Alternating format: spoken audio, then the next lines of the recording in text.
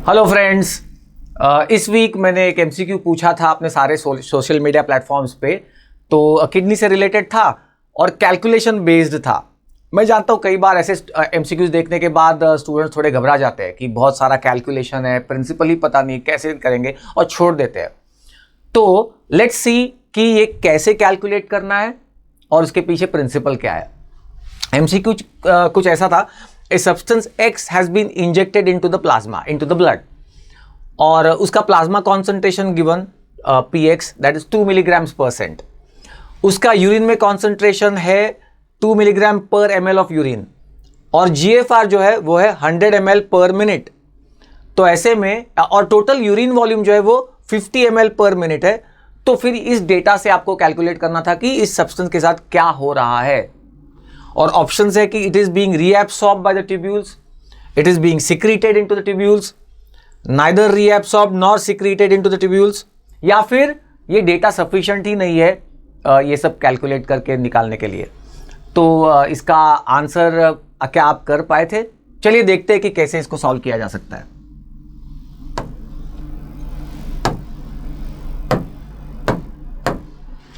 Okay, सबसे पहले तो बेसिक समझने की कोशिश करते हैं। ये एक सब्सटेंस है X इन द प्लाज्मा। तो ये प्लाज्मा और उसका प्लाज्मा में कुछ एक कॉन्सेंट्रेशन है जो हमें पहले से दिया हुआ है। फिर ये आता है किडनी में और नेफ्रॉन उसको फिल्टर करता है। अच्छा, GFR की वैल्यू भी हमें दी है ऑलरेडी, तो हमें Px पता है, GFR पता है। उसके बाद ये सब्सटेंस जो है वो ट्यूब्यूल्स में फ्लो करेगा। अच्छा, ट्यूब्यूल्स में या तो वो रीएब्सॉर्ब होगा या सिक्रीट होगा, हमें पता नहीं फिलहाल। और फिर फाइनली ये सब होने के बाद फाइनली उसकी कुछ एक अमाउंट जो है वो यूरिन में एक्सक्रीट होगी। अच्छा, यूरिन में उन्होंने कॉन्सेंट्रेशन देके रखा होगा, यूरिन का concentration of that substance and total volume of urine भी दिया हुआ है। ये 4 वैल्यूज हमें दी थी और फिर 4 वैल्यूज से हमें कैलकुलेट करना था कि एक्चुअली इस सब्सटेंस के साथ क्या हो रहा है। चलिए तो समझते हैं कि इसे कैसे कैलकुलेट किया जाए। सबसे पहले हमें 2 चीजें कैलकुलेट करनी होगी। एक तो how much was total filtered amount, कि भाई इस सब्सटेंस का टोटल फिल्टर्ड अमाउंट कितना है एट द ग्लोमेरुलस, कितना फिल्टर्ड हुआ at the glomerulus totally per unit time, ये कैलकुलेट करना होगा। And B, how much was totally excreted into the urine, इसका total excreted amount into the urine कितना है। तो फिर उसके बाद ये 2 कैलकुलेट करने के बाद आसान हो जाएगा। देखिए, अगर if a will be more than b, if a is more than b, मतलब फिल्टर्ड अमाउंट ज्यादा है उसकी और यूरिन में जो आ रहा है वो कम है उससे, तो इसका मतलब आप क्या निकालोगे? फिल्टर्ड ज्यादा है लेकिन फाइनली यूरिन में जो आ रहा है वो कम है उससे, तो इसका मतलब कि कुछ अमाउंट रीएब्सॉर्ब हो गई ट्यूब्यूल से। ऑन द अदर हैंड, अगर ए वो कम है, टोटल फिल्टर्ड अमाउंट कम है और उससे ज्यादा आ रही है यूरिन में, तो इसका मतलब क्या निकालोगे? Some amount must have been added by the tubules. सीधी सी बात है ना? तो बस अब क्या बचता है, ये ए और बी कैसे कैलकुलेट करें। चलिए देखते हैं। Total filtered amount of any substance पर यूनिट टाइम कितना फिल्टर हो रहा है एट द ग्लोमेरुलस, ये कैसे निकालते हैं?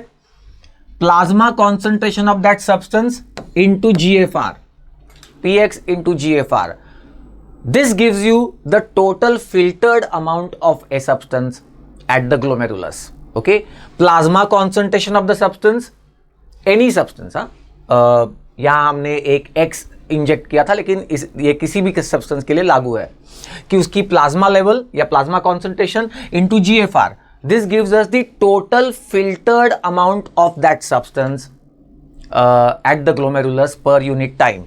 और total excreted amount into the urine, ये कैसे कैलकुलेट करें?